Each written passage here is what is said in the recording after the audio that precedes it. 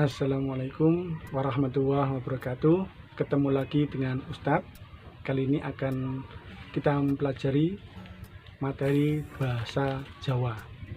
Anak-anakku, materi bahasa Jawa kelas 3 semester 2 akan dimulai dengan mempelajari jenis-jenis tembung. Jenis-jenis tembung itu kalau bahasa Indonesia artinya jenis-jenis kata. Kemudian nanti akan mempelajari juga jenis-jenis ukara atau kalimat. Nah, nanti kalau kalimat sudah bisa, kalian akan membuat karangan dalam satu paragraf. Anak-anak, untuk tembung atau kata dalam bahasa Jawa ada dua. Namanya tembung aran.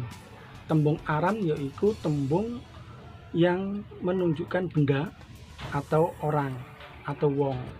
Contohnya aku, kowe, wong iku. Atau mungkin benda, misalnya kursi, meja. Nah, itu namanya tembung aran. Yang kedua, tembung kriya. Tembung kriya itu menunjukkan kata kerja. Melaku, melayu, mangan, belajar. Nah, itu namanya tembung kriya. Kemudian kalau tembung-tembung atau kata-kata itu disusun akan menjadi sebuah kalimat. Kalimat dalam bahasa Jawa disebut dengan ukara. Tulisannya ukara. Jadi kalau membacanya ukara tapi nulisnya ukara. Ukara dalam bahasa Jawa ada tiga. Yang pertama ukara andaran. Ukara andaran itu menunjukkan kejadian, memberitakan kejadian. Contohnya, andaru menyang sawah bareng konco-koncone. Ono kecelakaan ing pertelon. Wingi ono montor mabur jeblok. Nah, itu namanya ukara-ukara andaran yang menceritakan sesuatu.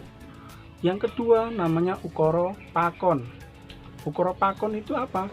Ukara pakon itu ukara yang menunjukkan perintah, kalimat perintah.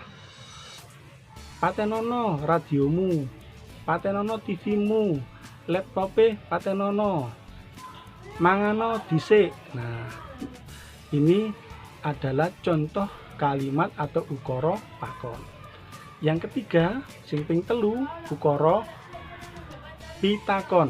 Ukara pitakon ukara atau kalimat bertanya, menunjukkan pertanyaan. Kalau pertanyaan berarti ada kata tanya.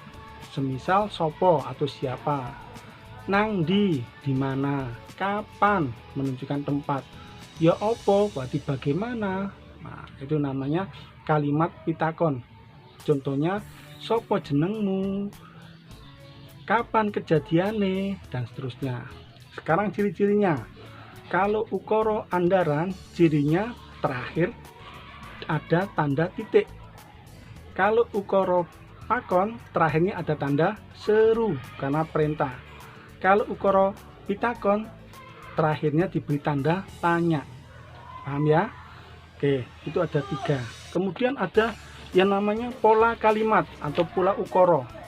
Ada tiga. Yang pertama, pola ukara adalah jejer. Jejer itu dalam bahasa Indonesia artinya subjek.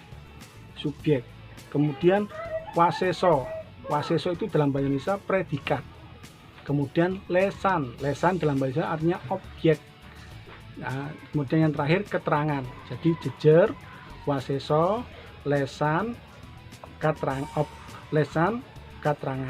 Contohnya, Siti tuku buku ing pasar. Siti jadi jejer, tuku jadi waseso, buku jadi lesan, ing pasar jadi keterangan. Saya ulangi.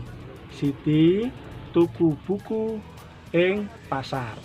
Siti jejer,